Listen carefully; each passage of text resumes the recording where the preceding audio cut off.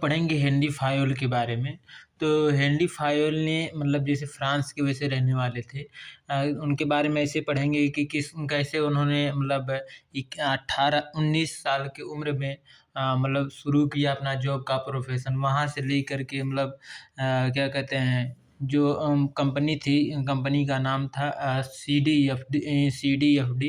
उसमें जब इन्होंने जॉइन किया था तो वो कंपनी इस तरह थी कि मतलब जैसे वो बैंकरप्सी की मतलब जैसे दिवालिया घोषित होने वाली थी। फिर इन्होंने गया कैसे किस प्रकार से अपना काम किया वहाँ पे।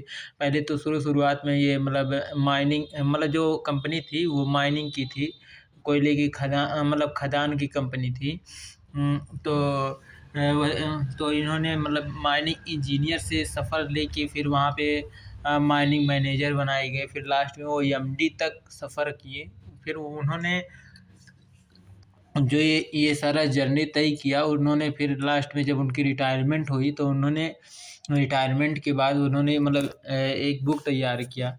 मतलब एक नहीं बहुत सारे बुक तैयार किए। तो वही उनका एक्सपीरियंस क्या कहता है मतलब किस प्रकार से वो मैनेज किए उस कंपनी को कि मतलब एक दिवालिया होने वाली थी जो कंपनी। वो मतलब उनके जब वो रिटायर हुए तो वहाँ फ्रांस के नंबर मतलब क्या कहते हैं गिने-चुने कंपनियों में से एक आ गई। मतलब कैसे उन्होंने मैनेज किया वहाँ की क्या कहते हैं जो काम करने वाले थे वहाँ की प्रोसेस को। तो मतलब यही हम लोग आज पढ़ेंगे कि मतलब जैसे उन्होंने जब क्या कहते हैं जब शुरुआत में इंजीनियर के तौर पे उन्होंने उनको जब जॉइन किया था, तो मतलब वो अपना तो काम कर ही रहे थे बट ज़्यादातर वो मतलब उसके प्रोसेस पे मतलब ज़्यादा ध्यान देते हैं कि मतलब कि कैसे काम हो रही है यहाँ पे और कैसे नहीं काम हो रही है। जैसे किस प्रकार से क्या कहते हैं उसको तोड़ा जा रहा है। मतलब उन्होंने हर चीज़ रियलाइज़ किया। उसके बाद में मतलब उन्होंने 14 प्रिंसिपल दिए और इनको मॉडर्न मैनेजमेंट का इनको वो कहते हैं फादर कहते हैं। Father of modern management. तो इन्हीं के बारे में थोड़ा बहुत पढ़ेंगे हम लोग। तो पढ़ते हैं Henri Fayol principle of the management. Wow. तो फ्रेंच मैनेजमेंट थ्योरिस्ट में पहली बात तो ये फ्रेंच के थे, फ्रांस के थे जो मैनेजमेंट को मतलब देखते थे। फिर कह रहे हैं जॉइंट फ्रेंच माइनिंग कंपनी मतलब जो इनकी कंपनी का नाम था वो माइनिंग कंपनी थी।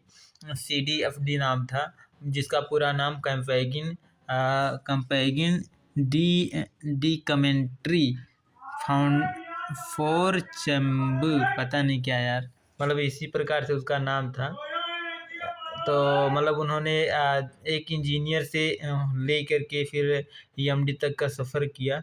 कह रहा when these company are the reach near to the bankruptcy. कह रहा है जब वो मतलब कंपनी जो सीडीएफटी थी वो बंद होने वाली थी, दिवालिया घोषित होने वाली थी, इतना ज़्यादा कर्ज उस पर डूब गया था।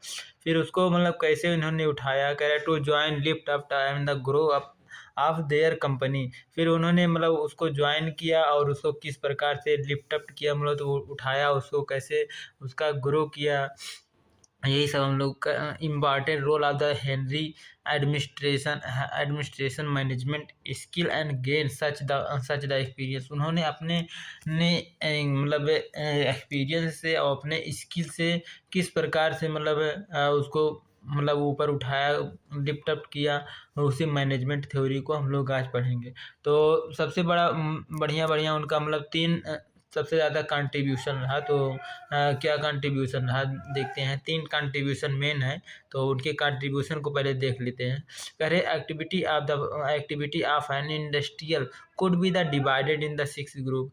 कह रहा है जो इंडस्ट्री की एक्टिविटी थी जो मतलब उसकी कैसे वह काम करती है उसकी प्रोसेस को उन्होंने 6 प्रकार से मतलब ग्रुप कर दिया, ग्रुप वाइज बांट दिया।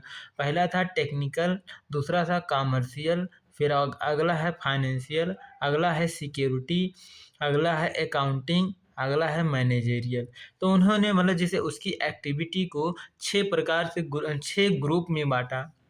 उनमें एक टेक्निकल डिपार्टमेंट अलग रहेगा, कॉमर्शियल डिपार्टमेंट अलग रहेगा, फाइनेंशियल डिपार्टमेंट अलग अपना देखेगा, सिक्योरिटी डिपार्टमेंट अलग देखेगा, अकाउंट से रिलेटेड अपना अलग देखेगा, मैनेजेरियल से रिलेटेड अलग डिपार्टमेंट बना दिया। तो उन्होंने मतलब ये चीज़ें उसमें उनकी एक्टिविटियों को 6 भागों में पहली बार बाँटा। और दूसरा योगदान उनका दूसरा कंट्रीब्यूशन था कि he was the first of the identity, fourth function of the management. इन्होंने मतलब क्या कहते हैं 4 फंक्शन आइडेंटिफाई किए कि 4 मैनेजमेंट के जो है 4 फंक्शन होते हैं, 4 काम होते हैं। अब तो 5 हो गए हैं हालाँकि, बट 4 उन्होंने जब आइडेंटिफाई किया था वो 4 ही था। पहला था प्लानिंग, दूसरा मतलब किसी भी चीज़ को काम करने से पहले हम लोग प्लानिंग बनाते हैं, फिर उसको ऑर्गेनाइज करते हैं। ऑर्गेनाइज मतलब जैसे उसके पार्टिकुलर जगह लोकेशन तय कर देते हैं कि मतलब उसको स्थापित कर देते हैं और क्या।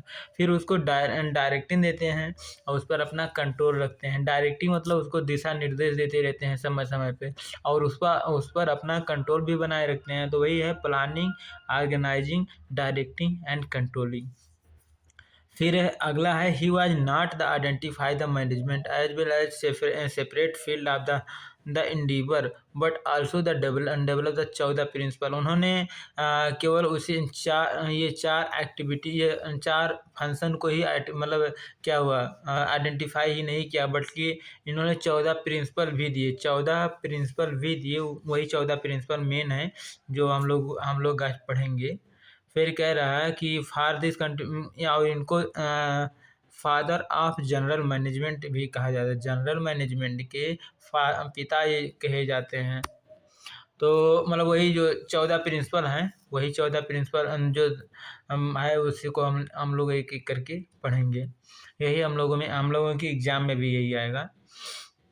तो पहला, जिसमें से पहला प्रिंसिपल है डिवीजन ऑफ द वर्क। कह रहा है कि जैसे कंपनी में बहुत सारे वर्क होते हैं, बहुत प्रकार के होते हैं, और मतलब एक ही काम में बहुत सारा मतलब बहुत दिन उसमें लग जाता है। तो कह रहे हैं जब काम बहुत ज़्यादा हो तो उसको डिवाइड कर देना चाहिए, मतलब बाय पार्ट कर देना चाहिए कि काम कि एक दिन में कितना ख़त्म करना है, और मतलब किस पार्टिकुलर मतलब क्या कहते हैं एम्प्लॉय को उस काम को करना है। तो कह रहे हैं मतलब जैसे डिवाइड कर दो, डिवीजन ऑफ द वर्क, काम का बंटवारा कर दो और उसके हिसाब से मतलब काम करना चाहिए। कह रहे हैं whole work must be the divided into the small task job, each job must assist to the trained specialise who the competent to perform it. कह रहा है कि अगर जैसे काम बड़ा है तो उसको डिवाइड कर दो छोटे छोटे भागों में, और उसको जो उस काम को ट्रेंड है करने में, जो उस काम के लिए मतलब उस काम को किए हैं पहले ही, जो उसमें स्पेशलिस्ट हैं, उन लोगों को वो काम परफॉर्म करने के लिए सौंप दो, असाइन कर दो।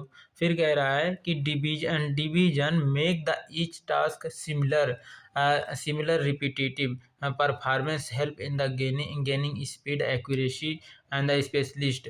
कह रहा है कि जब आप ऐसे इंसान को देंगे जो मतलब वो काम कर चुका होता है, और जब काम बार बार रिपीट होने लगती है, सिमिलर होती है, मतलब वही चीज़ें जब काम मिलती है, तो उसकी स्पीड बढ़ जाती है, उसकी एक्यूरेसी बढ़ जाती है, मतलब गलती करने के चांसेस बहुत कम हो जाते हैं, और उसमें वह एम्प्लॉई स्पेशलिस्ट हो जाता है।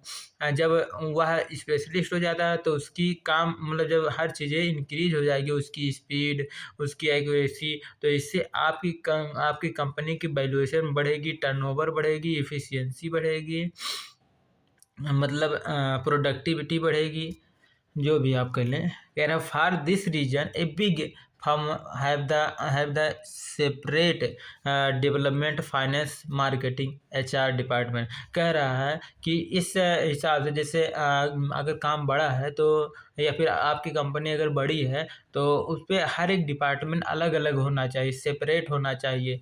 कह रहा है कि जैसे फाइनेंस का डिपार्टमेंट हो गया, एचआर का डिपार्टमेंट हो गया, मार्केटिंग का डिपार्टमेंट हो गया, सेल्स का डिपार्टमेंट हो गया, परचेज का डिपार्टमेंट हो गया, एडवर्टाइजिंग का डिपार्टमेंट अलग, मतलब प्रमोशन इंसेंटिव वाले अलग हो गए।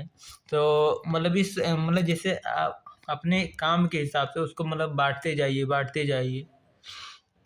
तो हम लोगों के कोर्स में मतलब दो साइंटिस्ट है जिनको मैनेजमेंट के बारे में हम लोग पढ़ेंगे। ये तो मतलब एक तो जो हम लोग पढ़ रहे हैं एफ.डब्ल्यू. टेलर के बारे में, एफ.डब्ल्यू. ये मतलब हेनरी फाइवल के बारे में पढ़ रहे हैं हम लोग। तो हेनरी फाइवल क्या है कि ये मतलब टॉप मैनेजमेंट को कैसे संभालना है। अगर आपको मतलब भाई भी अभी चीज़ें ये सब बताएंगे, बट जो इसके इसके अगला वाला जो हम लोग पढ़ेंगे एफ.डब्ल्यू. टेलर का, तो मतलब वो छोटे लेवल पे मतलब कैसे काम होता है वो अच्छे तरीके से बताएंगे। इन्होंने 14 प्रिंसिपल अपने दिए हैं, वो भी अपना 7 प्रिंसिपल, लेकिन वो एक्टिविटी पर ज़्यादा ध्यान दिए हैं। मतलब हम पढ़ेंगे अगला, तो ये पढ़ते हैं। तो इनका और दूसरा इनका इनका नियम था, एक होता है अथॉरिटी, एक होता है रिस्पॉन्सिबिलिटी। तो अथॉरिटी मतलब क्या होता है और रिस्पॉन्सिबिलिटी मतलब क्या होता है। अथॉरिटी मतलब कि उनको मतलब कौन सा अधिकार मिला है, कौन किस प्रकार के राइट मिले हैं। और रिस्पॉन्सिबिलिटी मतलब उसकी उनकी वो जिम्मेदारी क्या क्या है। जैसे अधिकार, आपका अधिकार है किसी का डांटने का, या फिर मतलब क्या कहते हैं, जो भी आपके अधिकार होते हैं, जैसे आप किसी भी तरीके से मतलब जैसे अधिकार होते हैं जो टर्म एंड कंडीशन होते हैं या फिर लॉ लॉ वगैरह से रिलेटेड होते हैं, तो उसको कहते हैं अथॉरिटी। और रिस्पॉन्सिबिलिटी मतलब आपकी आपकी जिम्मेदारी मतलब आपकी जिम्मेदारी क्या बनती है। जैसे आप उस पोजीशन पे हैं तो आपकी जिम्मेदारी बनती है कि मतलब आप प्लानिंग करें, ऑर्गेनाइजिंग करें, और मतलब काम काम वगैरह करवाएं अच्छे तरीके से। और बस पढ़ते हैं अथॉरिटी। अथॉरिटी मतलब right to give the order to the subordinate. मतलब जैसे अपने सबऑर्डिनेट को, अपने मतलब नीचे नीचे वाले लेवल को, यानी जैसे आप टॉप मैनेजमेंट के हैं तो जो भी मतलब फोरमैन हैं या फिर सुपरवाइजर हैं, तो उनको मतलब क्या कहते हैं, अपना ऑर्डर देने के लिए आपको एक मतलब क्या कहते हैं राइट मिलती है, एक हक मिलता है, एक मतलब क्या कहते हैं आपको एक क्या कहते हैं यार, पावर मिल जाता है।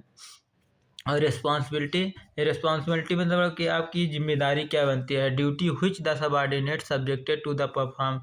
कह रहा है आपकी मतलब जो यह ड्यूटी होती है या यह कर्तव्य होता है जिससे जिसके द्वारा मतलब जो आपका सबऑर्डिनेट होता है, जो आपके नीचे वाले लेवल का होता है, वो मतलब उस काम को परफॉर्म करने के लिए मतलब विवश होता है। मतलब विवश नहीं, मतलब जैसे क्या कहते हैं, उसकी भी तो वो बनती है, वही काम करने के लिए वो आया है।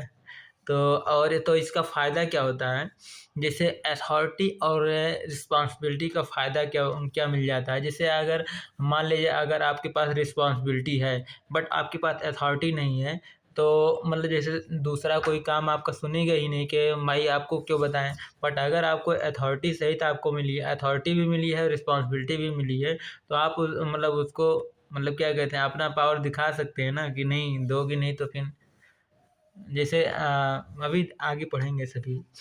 कह रहा है बेनिफिट इसका क्या क्या मतलब इसका फ़ायदा क्या मिलेगा। जब जैसे जिस लेवल का जो भी मतलब एम्प्लॉय है, अगर उसको अथॉरिटी भी मिल जाती है, उसको रिस्पॉन्सिबिलिटी भी मिलती है, तो इसका फ़ायदा ये होता है कि prevent of the miss use of the authority. जो उसके अधिकार उसको जो दिए गए हैं, उसका वह मिस यूज करने से आप बच सकते हैं, उससे आप सुरक्षित कर सकते हैं। रहा it help in the flexible responsibility. यह जो होती है मतलब जो आपकी रिस्पॉन्सिबिलिटी, जैसे आपकी जो जिम्मेदारी है, मतलब यह थोड़ी सी फ्लेक्सिबल हो जाती है। मतलब ये है जैसे आपके पास अगर ज़्यादा काम भार है, तो अपने सबऑर्डिनेट को बोलो तो अपने नीचे वाले पद को भी जो हैं उनको भी आप थोड़ा बहुत काम अपने हिसाब से दे सकते हैं, और उसको पहले समझा दीजिए, और उसको मतलब रिस्पॉन्सिबिलिटी थोड़ा बहुत दे सकते हैं, मतलब थोड़ा बहुत काम उसको दे सकते हैं। तो इस तरह से यह फ्लेक्सिबल भी हो जाता है। फ्लेक्सिबल मतलब यही होता है। फ्लेक्सिबल मतलब थोड़ा सा क्या कहते हैं, चेंज होना, या फिर थोड़ा सा लचीलापन मतलब जिसको कहते हैं। जैसे जब ज़्यादा बहुत सारे काम हैं, अगर आपसे नहीं हो पा रहा है, तो आप अपने सबऑर्डिनेट को काम सौंप सकते हैं। कह रहा है it increase the confidence of the employ. इससे जो आपका एम्प्लॉय है उसका कॉन्फिडेंस लेवल भी मतलब बढ़ता है, इंक्रीज होता है। कैसे इंक्रीज होता है, क्यों? क्योंकि उसका मतलब नया काम में उसको क्या कहते हैं, नया काम मिलेगा उसको, और नया स्किल सीखने को मिलेगी।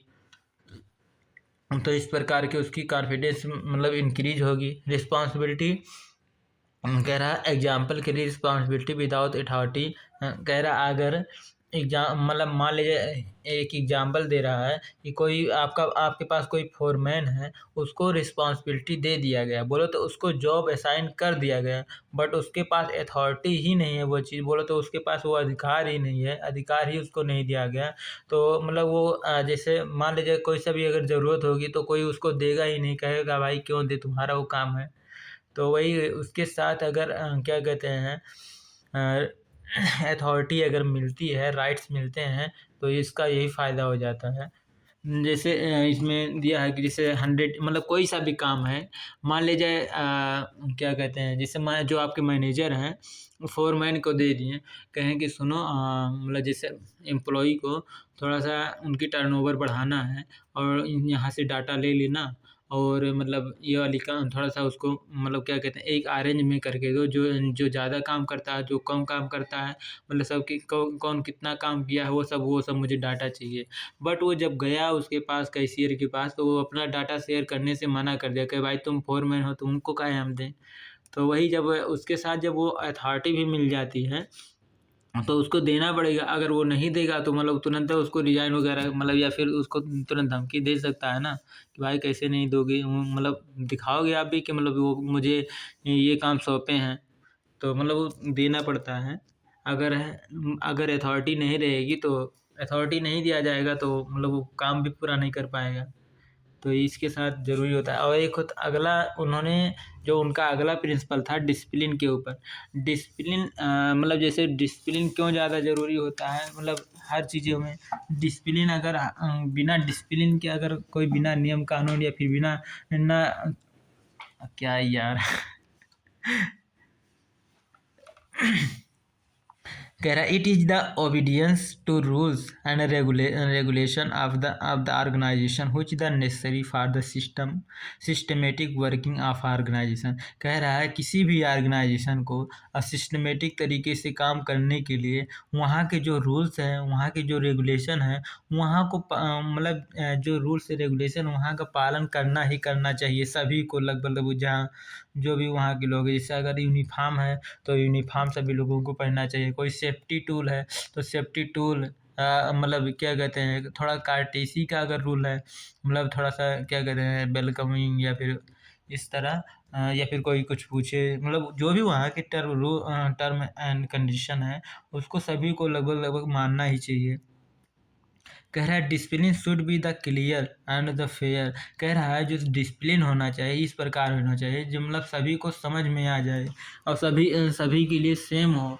ये नहीं कि मतलब जो आपके सेम लेवल के हैं, बट किसी अन्य पर्सन के लिए अलग रूल है, दूसरे पर्सन के लिए अलग रूल है। हाँ, वो अलग बातें हैं कि जैसे अगर टॉप मैनेजमेंट के हैं तो थोड़ा सा लेट फास्ट आएंगे, तो उनके लिए थोड़ा बहुत रूल अलग, बट जैसे अगर सेम लेवल के हैं तो सेम लेवल के लिए टर्म एंड कंडीशन सेम होना चाहिए। फिर कह रहा है discipline should be the clear and fair, हो गया। एक होता है discipline must must for all the enterprise and for all level. कह रहा है कि जो डिसिप्लिन होना चाहिए ये सभी ऑर्गेनाइजेशन के लिए सेम, मतलब सभी लेवल के लिए लगभग लगभग सेम होना चाहिए। कह रहा है सीनियर टाइम जूनियर, वही कह रहा है कि मान लीजिए जैसे कोई सीनियर है, सीनियर मान लीजिए टाइम को अच्छे तरीके से मान रहा है, बट जूनियर नहीं मान रहा है। यहीं प्रकार से इसका उल्टा देख लो, जैसे कि टॉप लेवल के जो एम्प्लॉय होते हैं वो टाइम का मैनेजमेंट नहीं कर रहे हैं, तो जूनियर कैसे करेंगे। तो मतलब यही होता है कि सभी लोगों को लगभग लगभग करना ही चाहिए। खैर, तो इसका बेनिफिट क्या मिलता है, इसका फ़ायदा क्या मिल जाता है। कह रहा है इससे जो आपकी ऑर्गेनाइजेशन होती है वह स्मूथ और एक सिस्टमेटिक तरीके से मतलब आपका बिजनेस रन करता है, चलता है। फिर कह रहा है इससे दूसरा फ़ायदा ये मिल जाता है कि सभी की जो एक एम्प्लॉई होता है और एक जो मैनेजमेंट होता है उसके बीच में रिस्पॉन्सिबिलिटी रिलेशनशिप मतलब उसकी क्या कहते हैं रिलेशन, उसके बाद उनके बीच संबंध बहुत अच्छा होता है। मतलब जैसे जो आपका मैनेजर भी टाइम टू टाइम आ रहे हैं, तो जब मैनेजर टाइम टू टाइम आ रहा है तो वर्कर को तो मतलब आना ही आना होगा। हाँ, एक होता है बेटर रिपुटेशन, इससे आपकी रेपुटेशन भी मतलब अच्छा होता है, इमेज भी आपकी मार्केट में अच्छा होता है। फिर अगला उन्होंने उनका नियम था यूनिटी कमांड। यूनिटी कमांड का मतलब ये हो गया कि जैसे क्या कहते हैं, जो कमांड दें, जो मतलब क्या जो काम वाम करवाएं, बोलो जो आदेश दे, ऑर्डर दें, ऑर्डर देने वाले एक होना चाहिए। बोलो तो बहुत ज़्यादा टॉप लेवल उनको, जैसे वर्कर को बहुत ज़्यादा डिस्टर्बेंस करने वाला ना हो। जैसे मान लीजिए कोई दूसरा मैनेजर है, मान लीजिए कोई काम कह दिया कि भाई तुम ये काम करो, फिर दूसरा मैनेजर आए कहे तुम नहीं, तुम मेरा मेरा अलग काम करो पहले। तो वही कहना है कि बहुत सारे मतलब टॉप मैनेजमेंट के, या बहुत सारे एक ही प्रकार के लेवल पे बहुत सारे लोग ना होना चाहिए। हाँ, उनका डिपार्टमेंट अलग अलग हो, बट ये ना मतलब जैसे बहुत सारे जब लोग एक ही साथ जब कमांड देंगे, तो इससे उससे जो आपका सबऑर्डिनेट रहेगा, थोड़ा सा कंफ्यूज टाइप रहेगा कि किनकी बात माने किनकी बात ना माने। एक एक पढ़ते हैं। कह रहा है each subordinate should have the receive the order and the accountable to the one and the only one superior. कह रहा है कि जो हर एक सबऑर्डिनेट होता है, जो मतलब नीचे लेवल का जो एम्प्लॉय होता है, या मैनेजर जो नीचे लेवल का होता है, उसके पास केवल एक ही प्रकार का मतलब ऑर्डर आए, और एक ही लोगों को वह जवाबदेही मतलब जैसे अगर उसको काम, मान लीजिए कोई नहीं काम करना आता है, तो उसको बता दे, अपने अपने एक ही सीनियर को वह बता सके। मतलब बहुत सारे सुपीरियर ना हो एक सबऑर्डिनेट के पीछे। फिर कह रहा है dual subordinate avoid as it create the confusion. कह रहा है अगर बहुत सारे सबऑर्डिनेट मतलब बहुत सारे सीनियर रहेंगे, सुपीरियर रहेंगे एक ही सबऑर्डिनेट के ऊपर, तो इससे कन्फ्यूजन क्रिएट हो सकता है। कह रहा है in the subordinate and the conflict between the superior and the subordinate. कह रहा है इस प्रकार से थोड़ा बहुत झगड़ा भी हो सकता है जो आपके सुपीरियर के बीच में, मतलब बहुत सारे सुपीरियर हैं, और एक मतलब जैसे एक ही लोगों से सभी लोगों को काम करवाना है, तो इससे थोड़ा सा कन्फ्लिक्ट हो सकते हैं, थोड़ा वो झगड़ा विवाद हो सकता है। फिर कह रहा है बेनिफिट इसके क्या मिल जाते हैं अगर सभी लोग मतलब यूनिटी ऑफ कमांड, सभी लोग एक ही चीज़ सभी लोग देंगे, मतलब एक ही जब बंदा रहेगा तो वो जो भी कहेगा उसको मतलब करना ही करना है। इससे आपको बेटर परफॉर्मेंस होगा, मतलब आपकी परफॉर्मेंस थोड़ा सा बढ़ जाएगी। नो कन्फ्लिक्ट, कोई झगड़ा विवाद की कोई चांस ही नहीं है। No confusion in mind of the subordinate. कह रहा है जो आपके सबऑर्डिनेट के दिमाग में कन्फ्यूजन का कोई नामो निशान नहीं रह जाएगा। आप अपनी चीज़ों को आसानी से उसको फिक्स कर सकते हैं, अपनी रिस्पॉन्सिबिलिटी को, जो भी आपकी रिस्पॉन्सिबिलिटी है उसको आप दे सकते हैं। तो जैसे कि इसमें उदाहरण दे रहा है कि सेल्स मैनेजर है, किसी सेल्स एग्जीक्यूटर को जो सेल्स का काम देख रहा है, उसको कह रहा है कि आप भैया 10% डिस्काउंट देना, बट जो फाइनेंस का डिपार्टमेंट वाला मैनेजर आया, कहा नहीं, ऐसा है कि फाइनेंस इस बार बहुत ज़्यादा नहीं है, और आप 5% का डिस्काउंट देना कस्टमर को। तो मतलब यही रहता है, जो सेल्स एग्जीक्यूटर रहता है वह थोड़ा सा कंफ्यूज रहेगा कि मैं 5% डिस्काउंट दूँ या 10% डिस्काउंट दूँ। तो वही कह रहा है बहुत ज़्यादा सुपीरियर भी नहीं होना चाहिए। एक होता है unity of direction. Unity of direction मतलब कि जो दिशा निर्देश करे, जो डायरेक्शन दे, जो हैंडल करें, जो लीडर हो, लीडर भी बहुत बहुत ज़्यादा ना हो, यूनिटी हो, उनमें एकता हो। कह रहा है there should be the one head or the and one plan for the group of the activity. कह रहा है एक सेम प्रकार के ऑब्जेक्टिव को पूरा करने के लिए एक सेम प्रकार की प्लान होना चाहिए, और उसका हेड भी एक ही होना चाहिए। नहीं बहुत ज़्यादा मतलब लीडर हो गए हैं उसमें, तो सभी लीडर अपने लीडर ही दिखाएंगे उसी में। कह रहा it ensure unity of action and the coordination and avoid the necessary duplication of the effort. कह रहा है कि यह निश्चित करें कि जो आपका एक्शन है, जो आपका काम है, वह यूनिटी होना चाहिए। मतलब यूनिटी ऑफ एक्शन का मतलब ये होना चाहिए, ये नहीं कि जैसे इतनी बड़ी ऑर्गेनाइजेशन है, और ऑर्गेनाइजेशन में बहुत लोग काम कर रहे हैं, बट सभी लोग अलग अलग काम कर रहे हैं। सब मतलब कोई ईट घाट चल रहे हैं तो कोई वीर घाट उतर रहे हैं। मतलब जो उनके काम करने का तरीका होना चाहिए, वो यूनिटी होना चाहिए। बोलो तो सभी लोग एक-दूसरे का सहयोग करें, जो जो जिसको काम दिया है वो करें, उसके साथ-साथ जैसे क मान लीजिए कोई नया बंदा है या फिर एक-दूसरे का सहयोग करें और क्या। जैसे मार्केटिंग का अगर कुछ कह रहा है, मार्केटिंग डिपार्टमेंट का कह रहा है तो उसकी पहले बात देख लो भाई क्या कह रहा है। तो वही कह रहा है कि यूनिटी ऑफ एक्शन होना चाहिए, जो आपकी एक्शन होना चाहिए वह यूनिटी होना चाहिए, उसमें एकता होना चाहिए एंड कोऑर्डिनेशन होना चाहिए। कोऑर्डिनेशन माने एक दूसरे के सहयोग होना चाहिए एंड अवॉइड करना चाहिए अननेसेसरी डुप्लीकेशन ऑफ एफर्ट।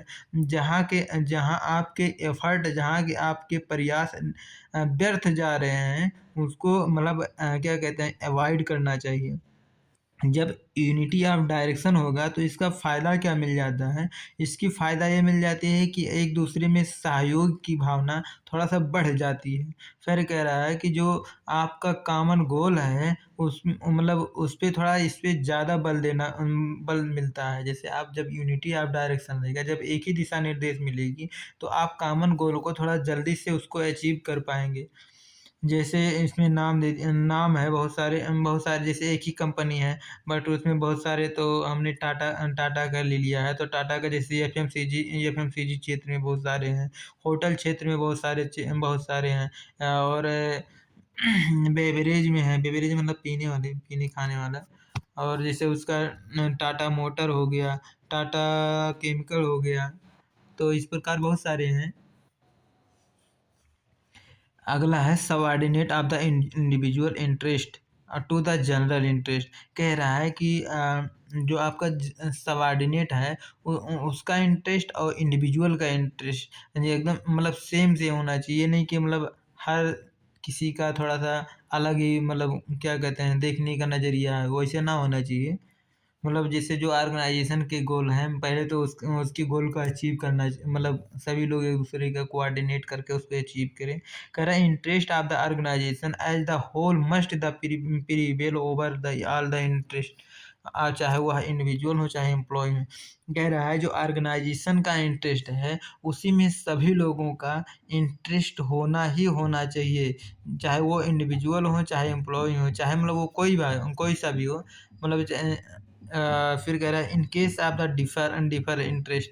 कह रहा है अगर डिफरेंट डिफरेंट है सभी लोगों के इंटरेस्ट, तो इससे क्या होगा। कह रहा है it is the duty of the management to the reconcile or the match.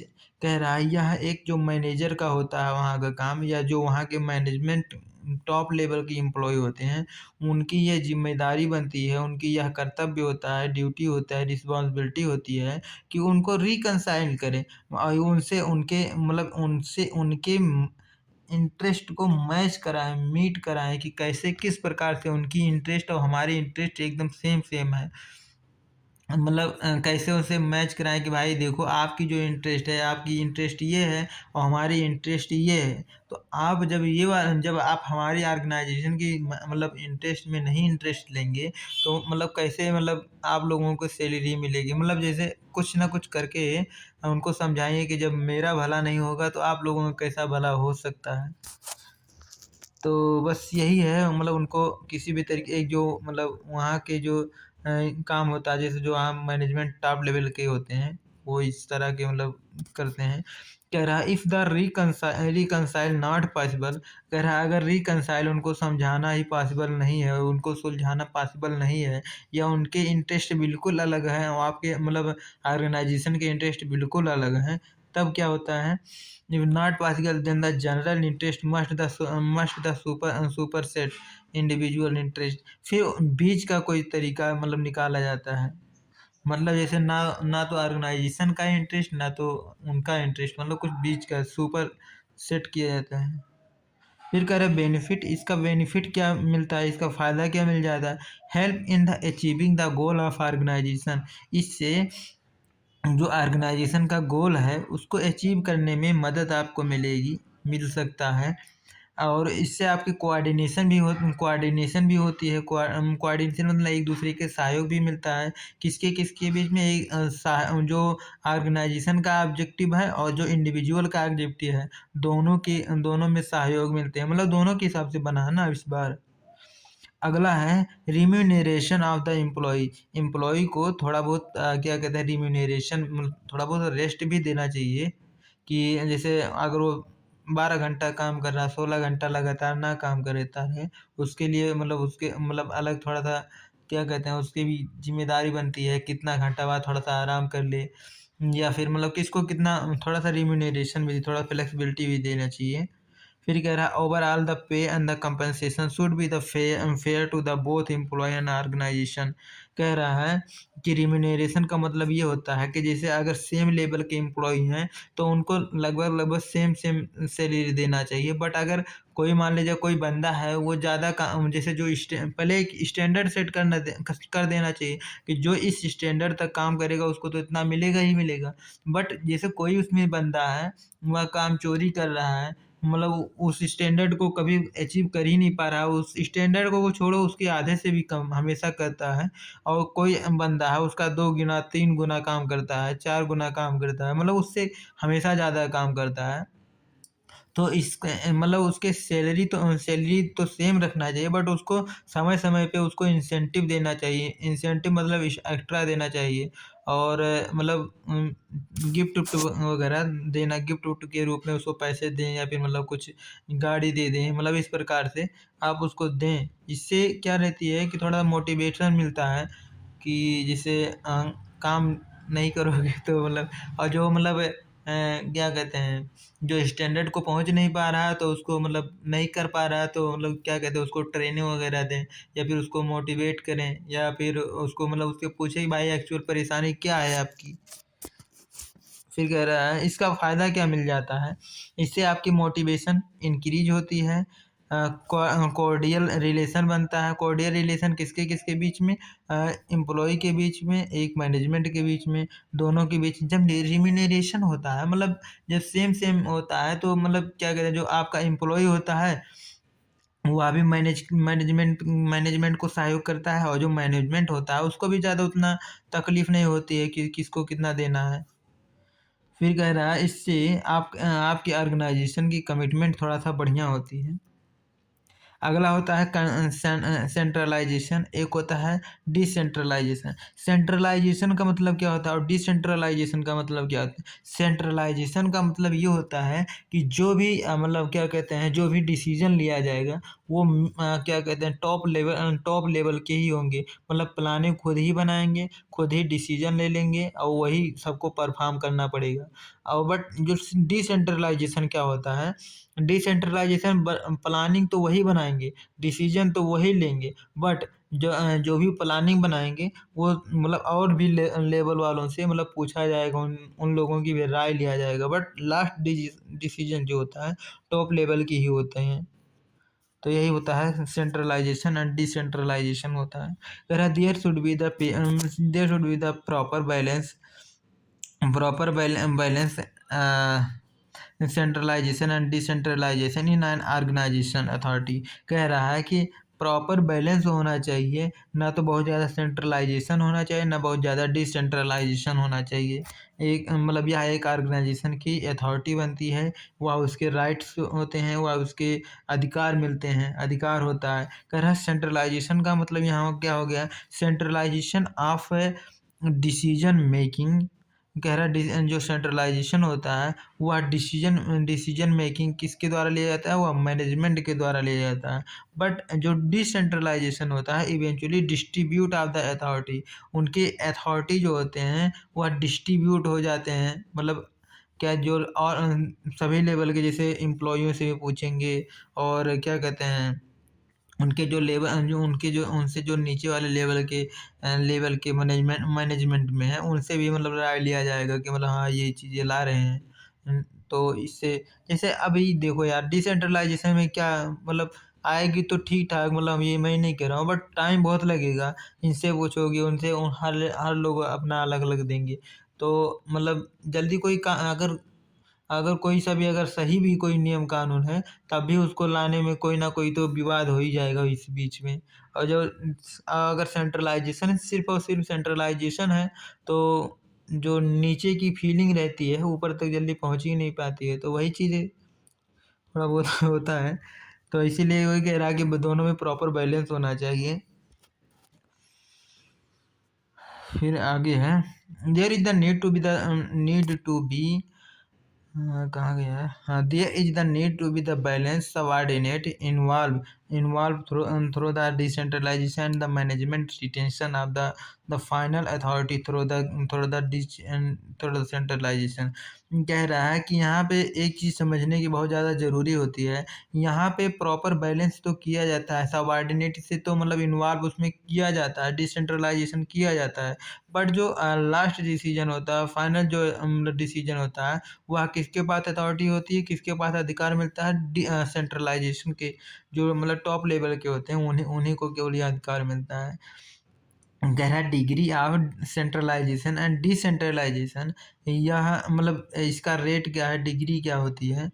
फिर कह रहा है experience ability of the superior or the subordinate size of organisation level. कह रहा है उसकी मतलब ऑर्गेनाइजेशन की कितना साइज है, कितना बड़ा आपका ऑर्गेनाइजेशन है, और आपके सबऑर्डिनेट कितना है, आपके सुपीरियर कितना है, मतलब इसके ऊपर भी डिपेंड करता है कि आप मतलब कितना बढ़िया से वहाँ पे सेंट्रलाइजेशन वहाँ पे लागू होना चाहिए उस ऑर्गेनाइजेशन में, या डिसेंट्रलाइजेशन उस ऑर्गेनाइजेशन में लागू होना चाहिए। फिर कह रहा है बेनिफिट मतलब इसके फ़ायदे क्या मिल जाते हैं। अगर मतलब इस प्रकार के अगर सेंट्रलाइजेशन है तो आपको क्विक डिसीजन होगा, मतलब कोई सा भी डिसीजन होगा वह जल्दी से आप डिसीजन ले पाएंगे at the mid and the operational level. कह रहा है कि जैसे कोई सा भी, चाहे वो मध्यम लेवल का हो या फिर कोई ऑपरेशन लेवल का हो, कोई सा भी रणनीति बनाना हो, इससे जो वर्कलोड होता है सुपीरियर पे थोड़ा सा कम हो जाता है। जो डिसेंट्रलाइजेशन होता है उससे वर्कलोड थोड़ा सा कम हो जाता है। जब सभी लोग मतलब साझा करेंगे, मतलब तो सभी लोग जब प्लानिंग में इन्वॉल्व होंगे तो थोड़ा सा वर्कलोड कम हो जाएगा सुपीरियर के पास। फिर कह रहा है encourage and the motivate the level of the subordinate. जो आपके नीचे लेवल के होते हैं उनका उनका मोटिवेशन थोड़ा सा इंक्रीज होता है, उनका मतलब साहस भी थोड़ा सा बढ़ता है। इनकरेजमेंट सेंट्रलाइजेशन एंड डिसेंट्रलाइजेशन को यहाँ हम चलो पढ़ते हैं आगे। एक होता है स्केलर चेन। स्केलर चेन मतलब क्या होता है, स्केलर चेन में ये है, यहाँ एक फिगर बना दिया हूँ। स्केलर चेन यार कहाँ गए भाई, ये मारा। तो स्केलर चेन का मतलब ये होता है कि जैसे जैसे कोई यहाँ यहाँ इस लेवल का एम्प्लॉय है, तो ये पहले इसको बताएगा, फिर ये वाला इसके ऊपर बताएगा, फिर ये वाला इसके ऊपर बताएगा, फिर ये वाला इसके ऊपर। वहीं प्रकार से अगर इसको ज़रूरत पड़ेगी तो ये भी अपने ऊपर वाले का बताएगा, ये अपने ऊपर का बताएगा, ये अपने ऊपर का बताएगा, मतलब इस प्रकार से। बट जो ये मतलब जान जाओ ये वाला, ये समझो ये है, ये बंदा इससे भी संपर्क कर सकता है, बोलो तो अपना साझा इससे भी कर सकता है। तो वही होता है एक स्केलर चेन, मतलब एक जो ऑर्गेनाइजेशन होता है एक चेन के रूप में। ये नहीं कि जिससे वर्कर को कोई तकलीफ है तो डायरेक्ट सीईओ के पास डायरेक्ट पहुंच जाए, तो मतलब उसकी भी एक क्या कहते हैं प्रोसेस होती है। तो वही इस स्केलर चेन में बताए हैं हेनरी फायोल जी। क्या कह रहे हैं इसके बारे में, कह रहा है chain of the authority communicate that the run from the top to bottom should be the follow by the manager and the subordinate। कह रहा है कि जो मतलब यह जैसे अपने विचारों को शेयर करने के लिए, अपने प्लानिंग को उसमें ऑर्गेनाइज करने के लिए फॉलो होना चाहिए टॉप लेवल से बॉटम लेवल तक। फिर कह रहा formal line of the authority from the highest to the lowest rank also be the known as the scalar chain. कह रहा है इस प्रकार के जो मतलब एक लाइन ड्रॉ करते हैं कि अथॉरिटी के हिसाब से, कि जैसे अथॉरिटी जो होती है, जैसे सबसे ज़्यादा अथॉरिटी किसके पास होती है, सबसे ज़्यादा क्या कहते हैं पावर किसके पास होता है, जो टॉप लेवल के होते हैं ना। तो वही कह रहा है कि जो अथॉरिटी होती है यह किसके हाईएस्ट से लोवेस्ट रैंक तक होती है, और इसी रैंक वाइज जो मतलब दिया गया है, जितना अधिकार दिया गया, उनके अधिकार को एक लाइन में ड्रॉ करें तो उसी लाइन को हम स्केलर चेन के नाम से जाना जाता है। फिर कह रहा है chain should not be the pivoted in the normal course of the formal communication. कह रहा है कि जो मतलब आपका चेन है ऐसे नॉर्मल कर्स मतलब नॉर्मली ऐसे चाहे जो मतलब ये है यार कि चाहे जिससे बात ना कर सके उसके लिए एक फार्मल तरीके का मतलब फार्मल तरीके का मतलब प्रयोग करे अपने विचारों को आदान प्रदान करने के लिए। कह रहा है crucial unity of command and the effective communication. इससे आपकी जो कम्युनिकेशन होती है वह बहुत ही मतलब इफ़ेक्टिव होती है और उस पर थोड़ा-सा आपका कमांड रहता है, कमांड मतलब आपका पकड़ रहता है। यह बहुत ही महत्वपूर्ण होता है किसी भी ऑर्गेनाइज़ेशन में। अरे वाह यार!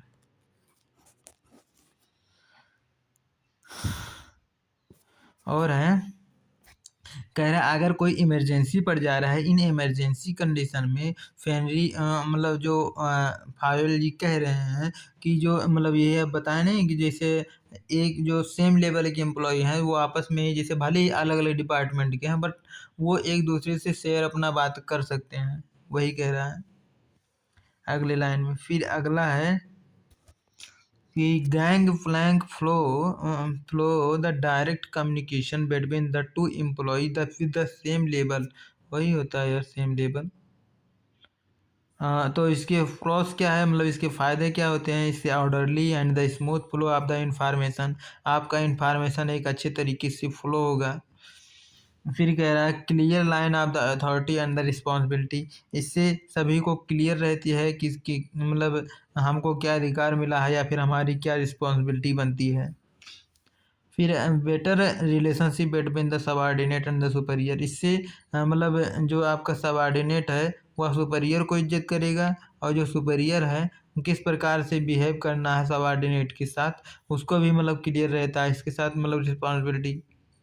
इससे दोनों के बीच में रिलेशनशिप थोड़ा-सा अच्छा रहता है। मतलब जैसे आपका जैसे सुपीरियर है, आपको डाँट रहा है, तो मतलब आपको उतना बुरा नहीं लग रहा है। बट मान लीजिए अगर आपका कोई सबऑर्डिनेट है, मतलब नीचे लेवल का एम्प्लॉयी है, अगर आपको गरिया रहा है या फिर आपको डाँट रहा है, कोई चीज़ चाहे भले वो सही हो बट आपको अगर डाँट रहा है तो आपको बुरा लगेगा। मतलब यही चीज़ें हैं कि दोनों के बीच में रिलेशनशिप थोड़ा बेटर हो जाते हैं। Unity of command due to the no confusion of the dual order. कह रहा है यहाँ पे कोई 2-3 कन्फ्यूजन नहीं है, जैसे वो सीनियर हैं तो सीनियर जैसे आपको पता है कि कौन डाँट रहा है तो इससे बढ़िया फ़ायदा मिल जाता है।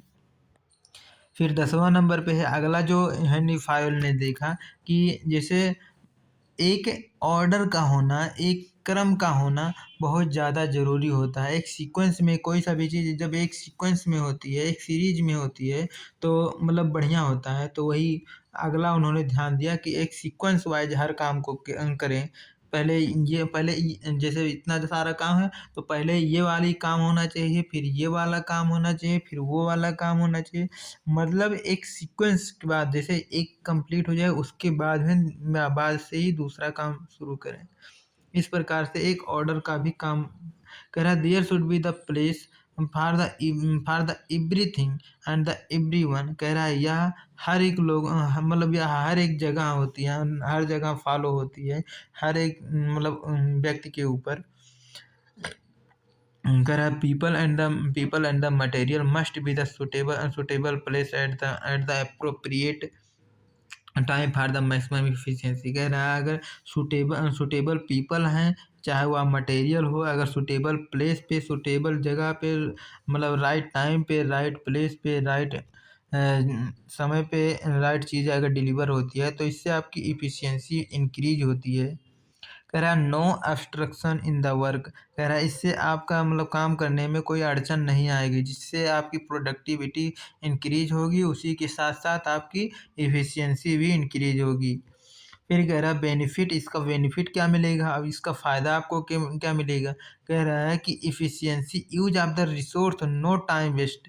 कह रहा है कि इस प्रकार से आपकी जो टाइम है वेस्ट नहीं होगी और आपका जो रिसोर्स हैं जो आपके रिसोर्सेज हैं जो आपके संसाधन हैं चाहे वह मतलब ह्यूमन से रिलेटेड हैं या चाहे वह मटेरियल से रिलेटेड मतलब रॉ मटेरियल से या फिर जॉब वर्क या फिर मटेरियल से रिलेटेड या जो आपके फाइनेंस है बिल्डिंग है मतलब जो भी रिसोर्सेज है वो अच्छे तरीके से यूज होंगे। इससे आपके टाइम की बर्बादी नहीं होगी। कह रहा है जो आपका मतलब ऑर्गेनाइजेशन है वह आसानी से और एक सिस्टमेटिक तरीके से स्मूथली रन करेगा, काम करेगा। फिर कह रहा है type of the order, order भी मतलब है जैसे सीक्वेंस भी दो प्रकार से यहाँ पे बांट दिया गया है। कह रहे हैं जैसे एक मटेरियल ऑर्डर, एक होता है सोशल ऑर्डर, एक होता है इक्विटी। इक्विटी इक्विटी मतलब कि समानता, समानता मतलब जैसे सेम लेवल के एम्प्लॉय को सेम मतलब पैसा दें। और क्या, जैसे कोई आपका रिश्तेदार है तो उसको ज़्यादा पैसा ना दें, मतलब इस प्रकार से इसमें बताया गया है। कह रहा है there should be the not any the discrimination between the employ on the basis of the language, religion, caste, gender, belief, nationality. कह रहा है कि वो मतलब इसमें जेंडर के हिसाब से उसकी मतलब क्या कहते हैं तो अलग नज़र से ना देखो, कॉस्ट के हिसाब से थोड़ा सा आपके बिहेवियर चेंज नहीं होना चाहिए। कास्ट मतलब जाति। और जैसे किसी भी चीज़ को अगर कोई भरोसा है, जैसे वो देवी देवता को मानता है या फिर कोई कुछ दूसरा मानता है, तो उसके बिलीफ पर मतलब ज़्यादा छेड़छाड़ी ना करो। नेशनलिटी पे ज़्यादा ना छेड़छाड़ी करो। नेशनलिटी मतलब जैसे देश कोई श्रीलंकाई है तो उस पर ज़्यादा मतलब ये ज़्यादा ना, रिलीजन के ऊपर ज़्यादा नहीं जाना चाहिए, लैंग्वेज के ऊपर ज़्यादा नहीं मतलब ज़्यादा जाना चाहिए। तो ये सब इक्विटी देखना ही चाहिए, जो एक ऑर्गेनाइजेशन की एक जिम्मेदारी बनती है कि ये चीज़ें उनके ऑर्गेनाइजेशन में ना हो रहा हो। कह रहा है if the management party partial, कह रहा है अगर आपका मैनेजमेंट थोड़ा बहुत इस चीज़ में है तो एम्प्लॉय डिससेटिस्फाइड इससे होता है। कह रहा है कि अगर वो जैसे थोड़ा बहुत इसमें है, जैसे आपके लैंग्वेज पे हंसी मजाक उड़ाते हैं, या फिर आपके धर्म पे कोई मतलब होता है, या फिर आपके जाति पे कोई, या फिर स्त्री के साथ अलग बिहेवियर होती है बट पुरुष के साथ थोड़ा अलग बिहेवियर होती है, किसी के नेशनलिटी पे भी मतलब अलग बिहेवियर, तो इससे एम्प्लॉय का डिससेटिस्फेक्शन होता है, मतलब वो सेटिस्फाइड आपसे नहीं रहेगा। इसका फ़ायदा, और जब आप इन सभी चीज़ों का फॉलो करेंगे तो इससे फ़ायदा क्या रहेगा, इससे आपके सेटिस्फेक्शन और एम्प्लॉय की जो मोटिवेशन होती है वह मजबूत बनेगी। फिर कह रहा है कोर्डियल रिलेशन बिटवीन, और एक कोर्डियल रिलेशनशिप भी बन जाएगा आपका, अगर मतलब जैसे इस पे भेदभाव नहीं होगा तो मतलब थोड़ा अच्छा ही रिलेशन रहेगा, आपकी मार्केट में इमेज भी अच्छा रहेगा इससे। और अगला उन्होंने स्टेबिलिटी ऑफ द पर्सनल, इस पे 12 नंबर है, तो अभी दो तीन नंबर 14 नंबर तक हम लोगों को पढ़ना है। स्टेबिलिटी का मतलब ये होता है कि जैसे किसी भी ऑर्गेनाइजेशन में मान लीजिए एम्प्लॉय आता है तो वह कितने दिन तक उस ऑर्गेनाइजेशन में ठहरता है, रुकता है, उसकी रेट क्या है, उसकी दर कितना है। कि जैसे कोई एम्प्लॉय आता है 5-6 दिन बाद फिर तुरंत चला जाता है, फिर आता है 1-2 महीने में चला जाता है, तो इसका मतलब क्या है कि उस ऑर्गेनाइजेशन की कल्चर या फिर उस ऑर्गेनाइजेशन का इन्वायरमेंटल सही नहीं है, तभी तो एम्प्लॉय वहाँ पे नहीं रह रहा है। तो वही कह रहा है कि स्टेबिलिटी भी होना चाहिए। कह रहा है there should be the proper effort to the achieve stability and the continuity of the tenure of the personal. फिर कह रहा है कि यह एक जिम्मेदारी बनती है ऑर्गेनाइजेशन की कि वहाँ पे मतलब ज़्यादा से ज़्यादा प्रयास करें कि एम्प्लॉई की टेंडेंसिटी बोलो तो वहाँ ज़्यादा ज़्यादा अपना स्टेबिलिटी रखें और ज़्यादा से ज़्यादा कंटिन्यूटी रखें। ये नहीं कि महीने में 2 दिन आ रहे हैं बाकी 28 दिन गायब हो रहे हैं, तो कंटिन्यूटी भी रखें। इस पर अगला टर्म है, कह रहा है employee should be the selected and appointed. कह रहा है कि जब आप किसी भी एम्प्लॉई को, चाहे वो कॉलेज के थ्रू हो, चाहे वेबसाइट के थ्रू हो, चाहे मतलब किसी भी तरीके से जब आप हायर कर रहे हो, यानी जब उसको सिलेक्ट कर रहे हो या फिर किसी भी चीज़ पे अपॉइंट कर रहे हो, जिम्मेदारी उसको दे रहे हो, तो थोड़ा बहुत सोच समझ लो, थोड़ा बहुत पहले उसको इंटरव्यू ले लो, अच्छे से उसको जान लो, फिर उसको दो। अपना जॉब उसको मतलब क्या कहते हैं जॉब असाइन करो ड्यू टू, क्योंकि इससे क्या रहता है इल्गोरियस है क्या लिखे हैं यार, rigorous procedure once selected the minimum period, पता नहीं क्या है, छोड़ो। Rigorous procedure once selected minimise पता नहीं। इस और अगला है continuous changes. Continuous changes will be the create instability and the inconsequent between the, कह रहा है कि जैसे आपने जो नियम कानून है बार बार हमेशा जैसे चेंज ना करें, मतलब चेंज करें महीने में चेंज करें, क्वार्टरली करें तो मतलब 3 महीने में करें, 6 महीने में करें। ये नहीं कि आप तुरंत रोज रोज आप नियम अपना चेंज कर रहे हैं, तो रोज रोज कौन इतना ज़्यादा समझ पा मतलब नहीं जान पाएगा ना। तो वही कह रहा है कि इससे इंस्टेबिलिटी बनती है अगर आप कंटिन्यूअस मतलब बार बार हर चीज़ चेंज कर रहे हैं, तो ये इससे इनसिक्योरिटी रहती है बिटवीन द एम्प्लॉय और ऑर्गेनाइजेशन के बीच में। फिर है बेनिफिट, इसका क्या मिल जाएगा अगर आप मतलब इस चीज़ स्टेबिलिटी का अगर फ़ायदा आप मतलब क्या कहते हैं पालन करते हैं, तो आपकी जो इफ़िशियंसी है इंक्रीज होगी होगी। बोले तो जब एक ही एम्प्लॉई जब आपके ऑर्गेनाइजेशन में ज़्यादा दिन तक रहेगा, मतलब कि जब कुछ दिन तक रहेगा, मान लीजिए किसी एम्प्लॉई को नहीं काम आती है शुरुआत में, तो वह जितने दिन तक रहेगा उतने ज़्यादा मतलब उसमें निपुण होता जाएगा, उतने ज़्यादा उसके पास एक्सपीरियंस आता आ जाएगा, उतने ज़्यादा वह काम करने लगेगा अच्छे तरीके से, तो आपकी एफिशिएंसी तो बढ़ेगी ही बढ़ेगी भाई। इससे आपका रेपुटेशन भी बना रहता है। और फिर है लेस एक्सपेंसेज, मतलब खर्च भी तनी थोड़ा बहुत कम होते हैं भाई। जब जाएंगे आप कॉलेज वगैरह से इतना हायर करेंगे तो उसमें आने जाने में और फिर आपका टाइम भी लॉस होता है, और ट्रेनिंग उसको देंगे तो वो सब एक्सपेंसेस कम हो जाएंगे। कह रहा है no wastage time and the resources, इससे आपका टाइम और रिसोर्स भी खर्च उतना नहीं होगा। 13 नंबर पे है इनिशिएटिव। इनिशिएटिव का मतलब क्या होता है, जो हेनरी फायोल जी हैं वो कह रहे हैं कि जो वहाँ के आपके ऑर्गेनाइजेशन का जो एम्प्लॉई है, कोई सा भी काम कैसे करना है, मतलब कैसे उसको शुरुआत करना है, कैसे उसको काम करना है, कैसे पूरा करना है, तो काम शुरुआत करना कम से कम उसको तो पता ही पता होना चाहिए। तो वही उन पे बहुत बढ़िया से बल दिए हैं।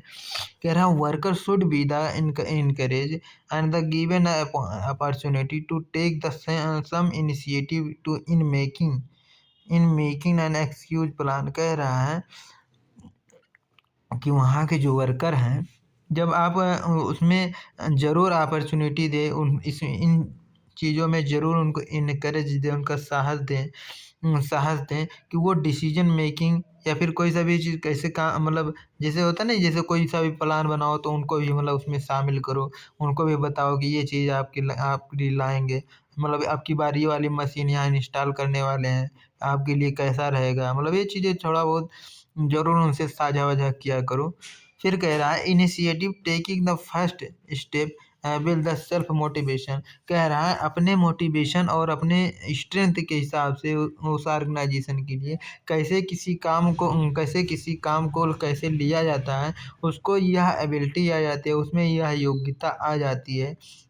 कह रहा है इसका फ़ायदा क्या मिलेगा, बेनिफिट क्या होगा, इससे जो उसकी मेंटल ग्रोथ होगी। मेंटल ग्रोथ मतलब जिससे क्या कहते हैं, थोड़ा सा वह भी दिमाग चलाएगा कि भाई ऑर्गेनाइजेशन में इस तरह भी काम होती है, तो इससे उसकी मेंटल ग्रोथ होती है, उसकी फीलिंग को भी मतलब थोड़ा सा अच्छा लगेगा कि भाई ऑर्गेनाइजेशन ठीक ठाक है, हम लोगों से फेयर है। इससे उसका कमिटमेंट में भी थोड़ा सा बढ़ता है उस ऑर्गेनाइजेशन के प्रति।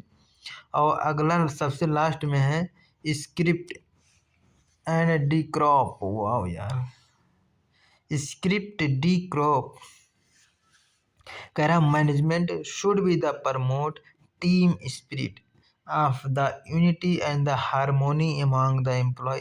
कह रहा एक एम्प्लॉय दूसरे एम्प्लॉय के बीच में किस प्रकार से हारमोनी मतलब तालमेल होता है भाई, मतलब ज़्यादा ज़्यादा किस प्रकार से काम करता है, उसमें एक टीम स्पिरिट होना चाहिए। स्पिरिट को प्रमोट करना, टीम स्पिरिट का मतलब ये होता है जैसे कोई ईर घाट चल रहा है, कोई वीर घाट चल रहा है, मैनेजर कह रहा है आप सब ये काम करें, एम्प्लॉय कह रहा है तो हम तुम्हार काहे बात मानेंगे, हम अपना बात मानेंगे।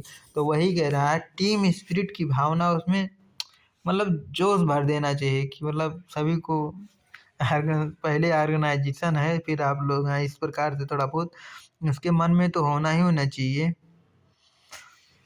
और अगला है कह रहा a manager should the replace I I with we in the conversation, give the team spirit to the spirit. कह रहा है कि जो एक वहाँ का जो मैनेजर होता है, यह चीज़ ज़रूर देखे कि कोई मतलब बार बार ये ना कहे कि मैं किया हूँ, मैं ही ये सब, मतलब मैं ये जानता हूँ, ये ऐसा ना रहे। ये कहे कि हम सब, बोलो तो मैं को हटा के हम सब लेकर आए, बोलो तो हम सब ने ये सब कर दिखाया है, या हम सब ये चीज़ जानते हैं, हमारी कंपनी ऐसी है। मतलब थोड़ा सा टीम स्पिरिट थोड़ा सा आना चाहिए ऑर्गेनाइजेशन में।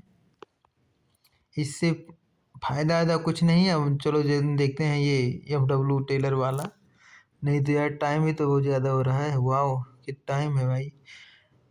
तो क्या नाम है, एफ.डब्ल्यू. टेलर के अनुसार, एफ.डब्ल्यू. टेलर या फिर साइंटिफिक मैनेजमेंट, ये कहाँ के रहने वाले थे? वो तो फ्रांस के रहने वाले थे।